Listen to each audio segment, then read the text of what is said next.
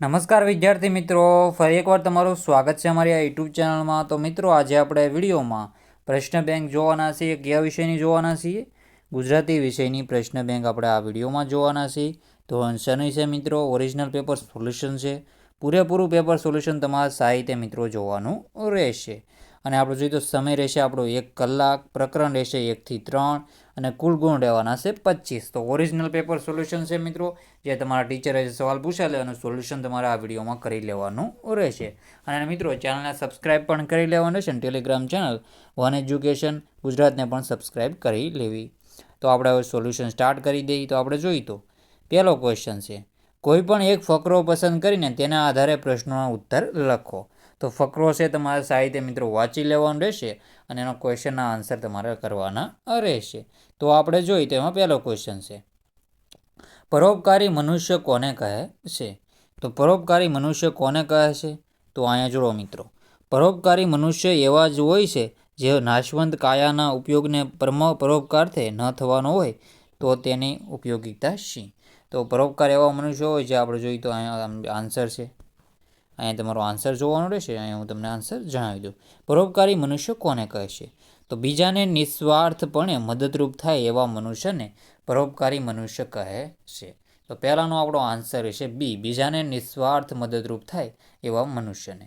પછી છે બીજો ક્વેશ્ચન છે, પ્રસ્તુત ફકરામાં પરોપકારી મનુષ્યની સરખામણી કોની સાથે કરી છે? તો એમાં આપણો આન્સર શું રહેશે? એમાં આપણો જવાબ રહેશે મિત્રો, વૃક્ષ સાથે કરેલું છે. જેની સાથે? વૃક્ષ સાથે કરેલું છે. તો આન્સર રહેશે વૃક્ષ. તો સાહિત્ય મિત્રો, આ બંને ક્વેશ્ચનના આન્સર જોઈ લો, પોઝ કરીને વાંચી લેજો. તો બંનેના આન્સર આવી રીતે તમારે જોઈ લેવાના રહેશે. પછી આપણે આગળનો ક્વેશ્ચન છે, ત્રીજા નંબરનો ક્વેશ્ચન છે, જેનું આયુષ્ય ઓછું હોય તેને શું કહે છે? તો જેનું આયુષ્ય ઓછું હોય છે તેને અલ્પ આયુ કહે છે. શું કહે છે? અલ્પ આયુ કહે છે. આમાં વૃક્ષ જવાબ રહેશે. પછી છે, કાગડા કૂતરાનું જીવન એટલે કેવું જીવન? તો હું તમને સીધો અહીંયા તમારો જવાબ લખી દઉં છું. ફકરામાં આપણે કરાવતા ને, જીવવા ખાતર જીવવું એટલે કાગડા કૂતરાનું જીવન. જીવવા ખાતર જીવવું, તેનો આન્સર આવી રીતે રહેશે. અને લાસ્ટ ક્વેશ્ચન છે આપણો, કેવા વ્યક્તિનું જીવન નિરર્થક છે? તો જે બીજાના માટે જીવતો નથી તે. જે બીજાના માટે જીવતો નથી તે. તો આવી રીતે આન્સર કરવાનો રહેશે. તો સાહિત્ય પહેલાં ફકરો આપણે સોલ્યુશન પૂરું કર્યું.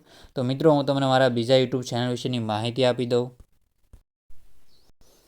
તો મિત્રો, આપણે આ બીજી યુટ્યુબ ચેનલ છે હેરી બારિયા યુટ્યુબ ચેનલનું નામ છે આપણે જોઈએ તો હેરી બારિયા યુટ્યુબ ચેનલ છે. એ આપણી જ ચેનલ છે મિત્રો. આમાં સારા એવા સબસ્ક્રાઈબર તમારે કરી દેવાના રહેશે મિત્રો. જેમ બને એમ 6,000 અને 7,000 સબસ્ક્રાઈબર પહોંચાડી દો. તો મિત્રો, આપણે આમાં વિડીયો મૂકીએ છીએ આવી રીતે. તો આ વિડીયોને પણ તમે સારી રીતે સપોર્ટ કરજો મિત્રો. અને તેનું લિંક તમને કોમેન્ટ બોક્સમાં અને ડિસ્ક્રિપ્શનમાં મળી જશે.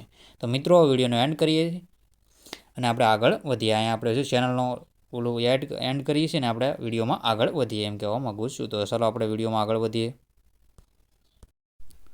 તો મિત્રો, આપણે જોઈએ તો આપણું જે ચેનલનું પ્રમોશન એન્ડ કરી દીધું છે અને આપણે વિડીયોમાં આગળ વધીએ. તો આપણે જોઈએ તો આ ક્વેશ્ચનના આન્સર જોઈ લીધા, બાકી છે આ બીજું. તો આમાં આપણે ફકરો સાહિત્ય તમારે વાંચી લેવાનું છે. ફકરો જોઈ લો અને એના ક્વેશ્ચનના આન્સર હું તમને સીધા આપી દઉં છું. તો આપણે જોઈએ તો વિદ્યાસાગરે બાળકને ભીખ ન આપી કારણ કે. તો એમાં આપણો આન્સર શું રહેશે? તો વિદ્યાસાગરે બાળકને ભીખ ન આપી અને આપણે જોઈએ તો લાચાર બનાવવા માગતા નહોતા. તો આન્સર શું રહેશે? લાચાર બનાવવા માગતા નહોતા. એનો જવાબ તમને આન્સર મળી જશે. આ સાહિત્ય જોઈ લો, લાચાર બનાવવા માગતા નહોતા. એનો આન્સર અહીં તમે જોઈ શકો. સાહેબ, એક આનું આપો, ભગવાન તમારું ભલું કરશે. વિદ્યાસાગરે તેને પૂછ્યું, આજે એક આનું આપું, પરંતુ કાલે તું શું કરીશ? બસ રોજ આમ લાચાર બનીને ભીખ જ માગ્યા કરીશ. તો આવી તેનો છે. પછી છે, વિદ્યાસાગરે બાળકને પગ ભરવા શું કર્યું? તો વિદ્યાસાગરે બાળકને પગ ભરવા આપણે જોઈએ તો શું કર્યું? થોડા પૈસા આપી પગભર થવા પ્રેર્યો. પગભર થવું એટલે શું? તો બીજાના આશય વગર ટકી રહેવાય તેવું. તો આવી તેનો સ્વશ્રી બનવું એને. તો સાહિત્ય આવી રીતે બંનેના આન્સર તમારે કરી લેવાના છે. સાહિત્ય આન્સર જોઈ લો. સાહિત્ય જોઈ લેવું. આપણે આગળના ક્વેશ્ચન જોઈ લે હવે. ત્રીજા નંબર, બાળકે પગભર થવા શું કર્યું? તો બાળકે પગભર દોડવા શરૂ કર્યું અને વિદ્યાસાગરે બાળક પાસેથી પૈસા લેવાની શા માટે ના પાડી દીધી? તો બંનેના આન્સર આપણે અહીંથી જોઈ લઈએ. તો આપણે જોઈ દો. તમે મને 5 રૂપિયા આપેલા તે ભૂલી ગયા. આજે હું પગભર છું અને સુખી છું. તમારા રૂપિયા પાછા લ્યો. તો વિદ્યાસાગર, દોસ્ત, તું આ રૂપિયા કોઈ એવી વ્યક્તિને આપજે કે જે તારી માફક પોતાની જિંદગીનો નવો વળાંક આપી શકે. તો આ 5માનો આન્સર આવી દે છે. નાનકડો ધંધો શરૂ કર્યો, એમાં 5 રૂપિયાના સંતરા ખરીદ્યા અને સાબડી લઈને વેચવા નીકળ્યો. 5ના 25, 25ના 50 થયા. પછી એક દુકાન ખોલી નાખી. તો આ ચોથાનો આન્સર છે. કેનો? ચોથાનો આન્સર આવી તે રહેશે. આગળના ક્વેશ્ચન જોઈ લઈએ આપણે હવે. તો આ 3જા નંબરનો ફકરો છે. તમારા સાહિત્ય મિત્રો વાંચી લેવાનું રહેશે. તો આપણે એના જવાબ દઈ દઉં તમને. કેલી ફાઝલ સમયમાં ફેરિયાનું કામ કરતો હતો. એટલે કે ફાઝલ એટલે કે નવરાશના સમયમાં. પહેલાનો આન્સર રહેશે કેલી નવરાશના સમયમાં ફેરિયાનું કામ કરતો હતો.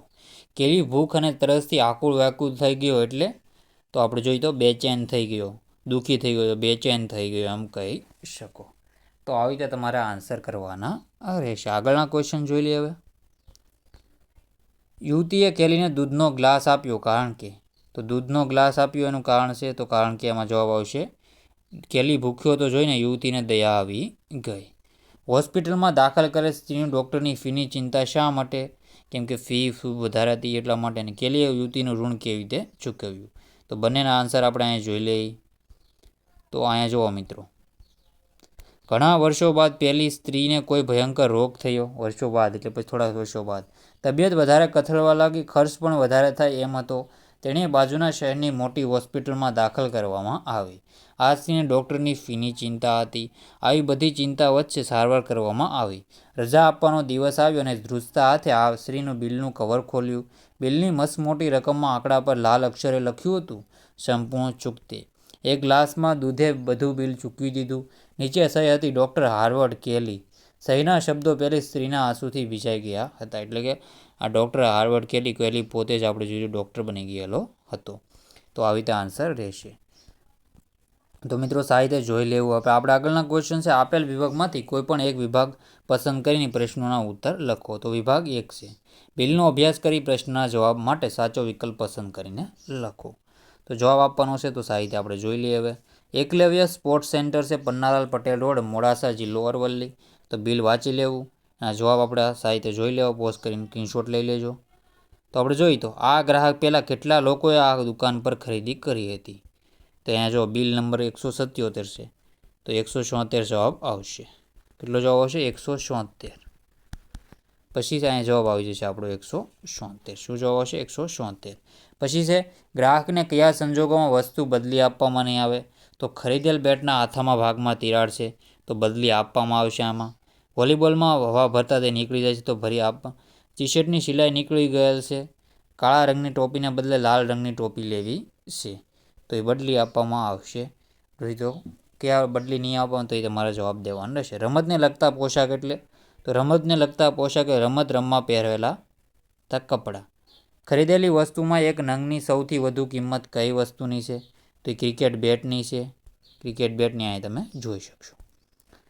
જુઓ તમે અહીંયા ક્રિકેટ બેટની પ્રાઇસ જુઓ તમે. એક નંગની છે 350 રૂપિયા. એટલે કે સૌથી વધારે રહેશે. પછી આગળના ક્વેશ્ચન જોઈ લઈએ આપણે.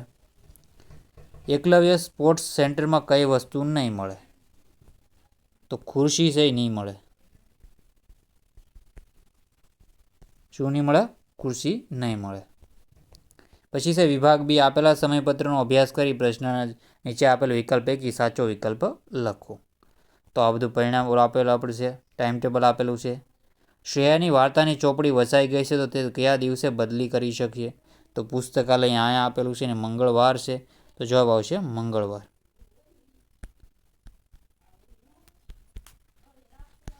પછી છે કયા વિષયના સૌથી વધુ તાસ છે? તો એમાં આપણે જોઈએ તો ગણિતના તાસ વધારે છે. સૌથી ઓછા પુસ્તકો સાથે કયા વારે શાળાએ આવવાનું હોય છે? સૌથી ઓછા પુસ્તકો સાથે મિત્રો શનિવારે આવવાનું હોય છે. ક્યારે? શનિવારે આવવાનું હોય છે. તો જવાબ રહેશે શનિવાર. અને કયા વિષયમાં તાસ દરરોજ હોય છે? તો સામાજિક વિજ્ઞાનનો તાસ છે દરરોજ હોય છે. તો સીધા હું તમને જવાબ આપી દીધેલા છે. સમયપત્રમાં સમૂહ કવાયતના સ્થાને આપણે જોઈએ તો સમૂહ કસરત કરી શકો. શું કસરતનો પીરિયડ કરી શકો. પછી છે મિત્રો આ પુસ્તકનું તમારે વાંચી લેવાનું રહેશે. સાહિત્ય જોઈ લો. તો બાકીના બધા ક્વેશ્ચન છે મિત્રો આપણે પાર્ટ 2માં મિત્રો તમને કરાવી દઈશું. જેમાં આપણે પાર્ટ 2માં આપણે એના વિશેષણ છે તળાવમાં બેઠેલા સુંદર આ બધું છે પાર્ટ 2માં આપણે કરાવી દઈશું. કેમાં? પાર્ટ 2માં. તો પાર્ટ 2 માટે તમારે ચેનલને શું સબસ્ક્રાઈબ કરી લેવાની રહેશે. ચેનલને સબસ્ક્રાઈબ કરી લેવાની રહેશે. જલ્દીના જલ્દી તમારે મિત્રો 31,500 સબસ્ક્રાઈબર કરી દેશો તો જલ્દી હું પાર્ટ 2 લઈને આવી જઈશ મિત્રો. તો મિત્રો વિડીયોનો એન્ડ કરીએ છીએ. જય હિન્દ, જય ભારત.